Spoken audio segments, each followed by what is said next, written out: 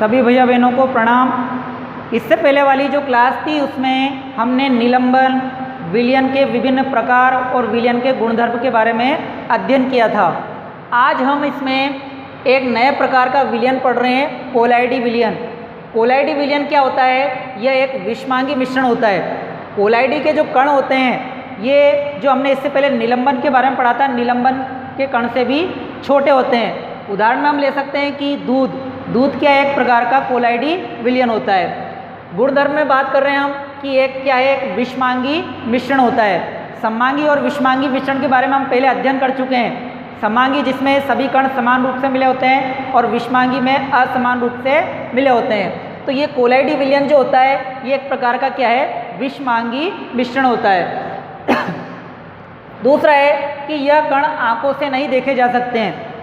निलंबन के कणों की तुलना में ये कण अत्यधिक छोटे होते हैं, जिससे हम इनके कणों को आंखों से भी नहीं देख सकते हैं। तीसरा है कि इसके जो कण होते हैं, इसके कण प्रकाश की किरण को फैला देते हैं। यानी जब इस विलयन पर, कोलाइडी विलयन पर हम प्रकाश को आपतित करते हैं, तो ये कण पर जब प्रकाश की किरण पड़ेगी तो ये प्रकाश को क्या कर देगा, फैला देगा।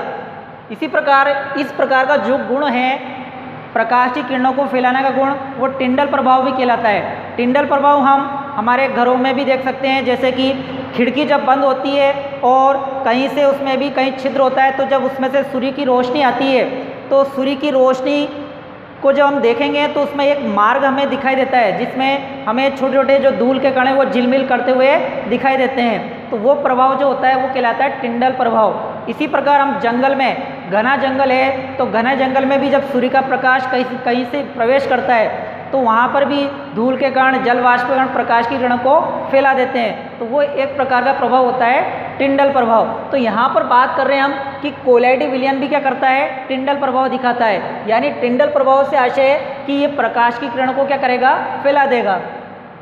नेक्स्ट गुण, शांत छोड़ देने पर, अगर हम कोलाइडी विलयन को थोड़ी देर तक स्थिर रख दें, शांत छोड़ दें, तो इसके जितने भी कण थे वो इसके नीचे वाले तल पर या नीचे की सतह पर क्या कर जाएंगे, बैठ जाएंगे।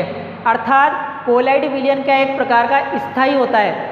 इससे पहले अपने निलंबन में पढ़ा था, निलंबन में हमने पढ़ा था कि वो क्या होता है, अस्थायी होता है, जबकि ये क्या होगा, स्थायी कहलाता है।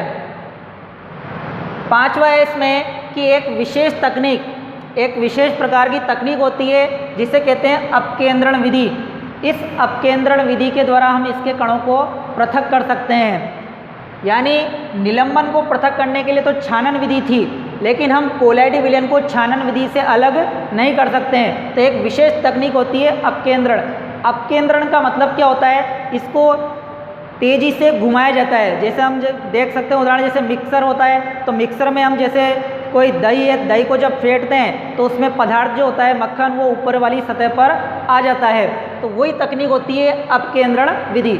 यानी जो भी विलयन है उसको तेज गति से घुमाना, जिससे उसके जो हल्के कण हैं वो ऊपरी सतह पर आ जाते हैं, जैसे दही से मक्खन को अलग करना।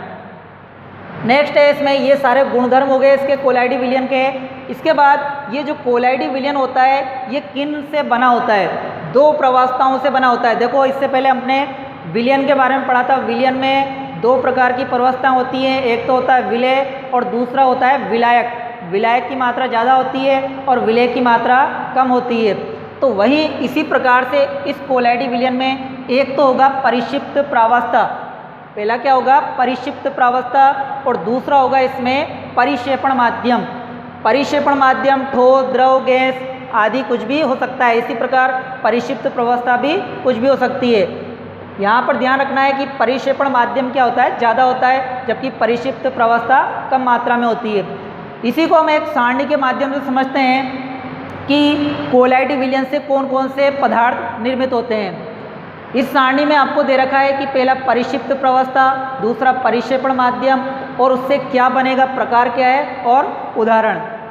तो पहला हम ले रहे हैं परिक्षिप्त प्रावस्था। अगर द्रव है, लिक्विड, पानी, और परिक्षेपण माध्यम गैस है, तो ये जो द्रव है, ये द्रव किसके अंदर घुल रहा है, गैस के अंदर। तो इससे क्या बनेगा, एरोसोल।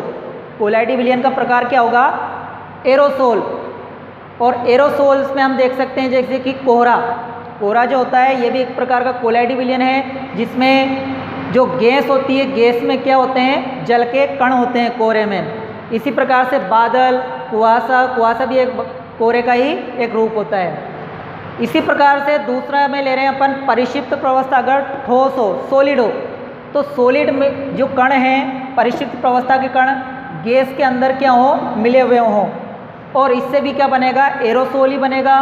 और उसका उदाहरण है धुआं है, स्वचालित वाहन का निथार, यानी जो भी हमारे जो वाहन होते हैं, वाहन से निकलने वाला धुआं इसमें आ जाएगा।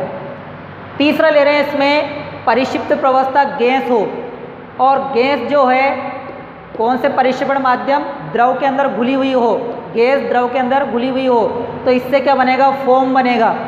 और फोम का उदाहरण है शेविंग क्रीम। शेविंग क्रीम क्या एक प्रकार का कोलाइडी विलयन है, जिसमें गैस तो परिक्षिप्त होती है और द्रव क्या होता है, परिक्षेपण माध्यम। चौथा है परिक्षिप्त प्रवस्था। अगर द्रव, परिक्षेपण माध्यम द्रव में ही घुली हुई हो, यानी लिक्विड लिक्विड में ही घुला हुआ हो, तो इससे एक प्रकार का इमल्शन बनता है। इमल्शन यानी जैसे दूध है, फेस क्रीम जो होती है अपने चेहरे पर लगाने की क्रीम, वो। नेक्स्ट, परिक्षिप्त प्रवस्था में अगर ठोस है और ठोस परिक्षेपण माध्यम लिक्विड के अंदर घुला हुआ है, ठोस के कण किसमें, जल के अंदर घुले हुए हों, तो इससे बनेगा एक सोल। क्या बनेगा, सोल। और उदाहरण है इसमें मैग्नीशिया, यानी मिल्क ऑफ मैग्नीशिया जिसे हम बोलते हैं, या फिर कीचड़। कीचड़ में भी हमने देखा है कि ठोस जो कण होते हैं वो लिक्विड में घुले होते हैं, इसलिए वो कीचड़ बने जाएगा। इसी प्रकार से छठे नंबर पर परिक्षिप्त प्रवस्था अगर गैस है, तो गैस परिक्षेपण माध्यम ठोस के अंदर अगर घुली हुई हो, तो इससे भी फोम बनेगा। और उदाहरण है फोम, रबड़, स्पंज, प्यूमिस आदि। इसी प्रकार अगला द्रव जो है, द्रव ठोस परिक्षेपण माध्यम में घुला हुआ हो, लिक्विड ठोस परिक्षेपण माध्यम में घुला हो, तो इससे बनेगा एक प्रकार का जेल, जो हम जानते हैं जेल। और उदाहरण में जेली, पनीर, मक्खन, ये सब किस में आएगा, जब द्रव ठोस के अंदर घुला हुआ हो। लास्ट है इसमें परिक्षिप्त प्रवस्था। अगर ठोस है और ठोस में ही घुला हुआ हो, परिक्षेपण माध्यम ठोस हो, यानी ये कम है ये ज़्यादा है, तो इससे क्या बनेगा, एक ठोस सोल ही बनेगा।